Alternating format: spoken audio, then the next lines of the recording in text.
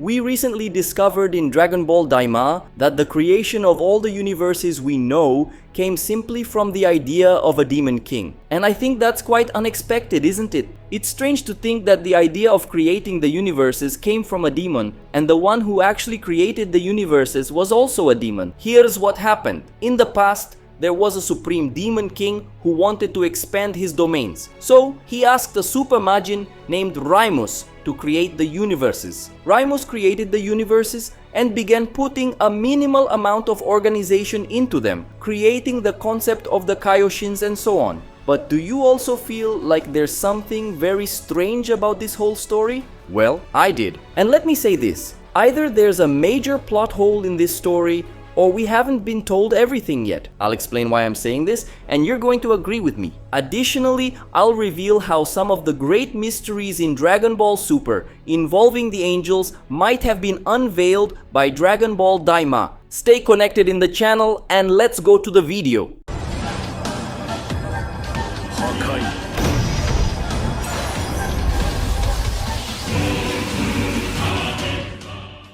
As I said earlier, it was revealed in Dragon Ball DAIMA by the Supreme Kai Shin how the universes were created. Everything happened under the orders of a king from the demon realm who wanted to expand his territory. But why didn't the territory expand? Guys, think about this. The guy had Raimus create the universes to expand the demon realm, right? So why isn't every universe part of the demon realm? And why is the demon realm so tiny compared to the massive territory that makes up the 12 universes? That's a bit odd, isn't it? On top of that, there's something else strange. Somehow the demon realm became hostile to the universes, which they call the outside world, since King Abura ordered that access to the demon realm be made difficult. Here's another curious thing. A good portion of the gods in Dragon Ball are Majins. The King Kais are probably Majins. The Supreme Kais are all Glyns, which means they're Majins. Raimus, the creator of everything, is a Majin. And apparently,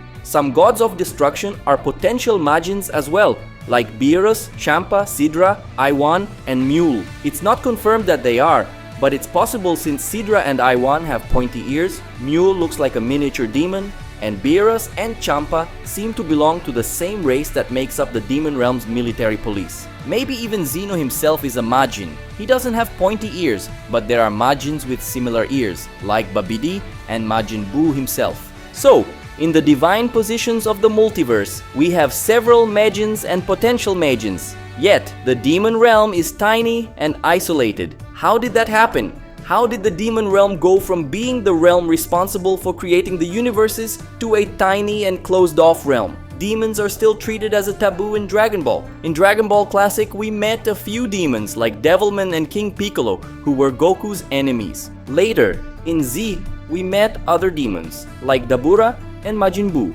who were also enemies. And in Super, demons continued to be seen as dangerous beings. For example, it's stated that an angel cannot resurrect a person killed by demons. So demons aren't just ordinary beings like other mortals. There's something different about them, to the point that even the mighty angels, who can do almost anything, have limitations when it comes to demons. The proof of the hostility between the people of the outside world and the demon realm is that Abura, a demon king, decided to severely limit movement between the two worlds. One of the reasons he did this was to prevent people from the outside world from acting against them. And here's something about Abura. At least as far as Goma knows, he was the last demon king to use the evil third eye, and during his reign, the eye was lost. How did Abura lose such a powerful relic?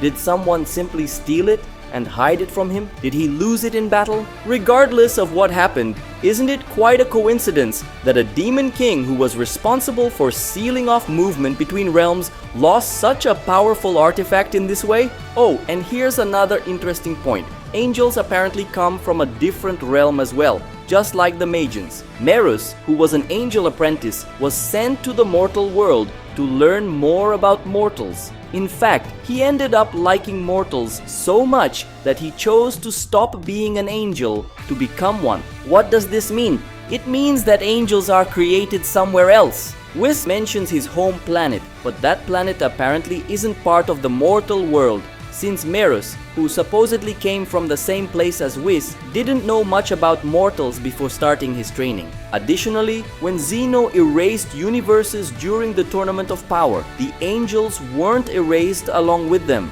which suggests that they aren't part of the universes. Finally, we have to remember that Raimus, despite being the creator of the universes, isn't the creator of everything, as there were other things and beings that existed before him. When Raimus created the universes, the demon realm already existed, and perhaps there were other realms separate from the universes as well. I believe the angels also existed before the creation of the universes, as they seem to transcend all of this. Having said all that, I can draw the following conclusion. At the beginning of everything, the demon realm existed, but so did the angel realm, or perhaps even other realms. The Supreme Demon King, who was likely the most powerful demon king in history, ordered the Super Magian Raimus to create more things so he could expand the demon realm. And that's how the universes came to be. The Magians began to spread across the universes, and the Demon King was starting to gain a lot of territory, increasing his military and political power. The angels, noticing this, decided to intervene, since these groups had already had conflicts for a long time. And so, a war broke out between the angels and the demons. On the angels' side, the most powerful was the Grand Priest. On the demon's side, the most powerful was the Supreme Demon King. But now you might be asking, would this Demon King be powerful enough to face the Grand Priest? Let's think about it. We know that Raimus only created the universes under the Supreme Demon King's orders. If that king was in charge during Raimus's time and was giving him orders, it's very likely that this king was even more powerful than Raimus himself. Additionally, this king used a sword, which means he was a warrior. However, he possibly knew magic as well, since magic comes naturally to Magians, with each of them knowing at least one type, as Panzi explained. Panzi mentioned that every Magian knows at least one type of magic, but more skilled Magians certainly master multiple forms of magic. Dabura, for example, knew how to do many things. In fact, I imagine this king had a combat style similar to Dabura's, mixing hand-to-hand combat techniques, armed combat, key attacks, and magic. But I believe he was infinitely stronger than Dabura, potentially reaching the level of the Grand Priest. Also, let's not forget he had the evil third eye, which certainly expanded his range of abilities significantly. It would be amazing to see a fight between these two, because the Grand Priest undoubtedly possesses immense raw power. He's also a great martial artist, with the most refined Ultra Instinct among all the angels. On top of that, the Grand Priest has many magical powers and can surely perform everything the other angels can without needing a staff. So imagine a battle between a super powerful demon using raw power, weapons, and magic, and the Grand Priest, who would also use his immense raw power, magic, and Ultra Instinct. That would be incredible. Well, if the Grand Priest is free and in a position of power to this day, it's because the one defeated in that battle was the Supreme Demon King. But where is he? Imagine this with me. If an angel can't resurrect someone killed by a demon, maybe it's because demons hold some kind of superiority over angels, at least in this aspect. Of course, the Magians we know are weaker than angels, but perhaps this Magian king was stronger than all the angels. Maybe he cast a spell forbidding angels from resurrecting those killed by demons. After all, in a potential war between angels and demons,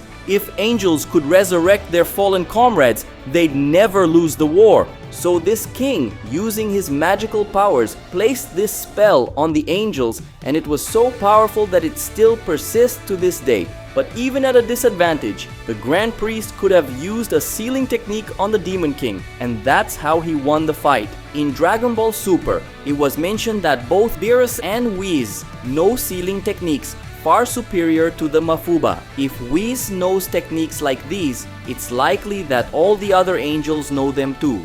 And if all angels know them, it's reasonable to assume they learned them from their father, the Grand Priest. So, even if the Grand Priest was losing to the Demon King, he could have, as a last resort, sealed him away. After sealing the Demon King, the Grand Priest struck a deal with Raimus. and they decided that the universes could continue as long as the angels were allowed to help maintain balance. Raimus agreed, provided the angels wouldn't interfere with the natural order of the universes. After all, if they did, they'd be just as authoritarian as the Demon King had wanted to be. The Grand Priest agreed to this deal, which is why he's so strict about the rule that angels can't interfere with the natural order of things. From there, the divine hierarchy and the organization of the universes we know today began to take shape. But the demon realm, bitter over the loss of their king, harbored deep resentment. King Abura, driven by his anger and fear of the universes, decided to isolate the demon realm. That's why the universes have prospered so much and remain completely separate from the demon realm, even though they originated from it.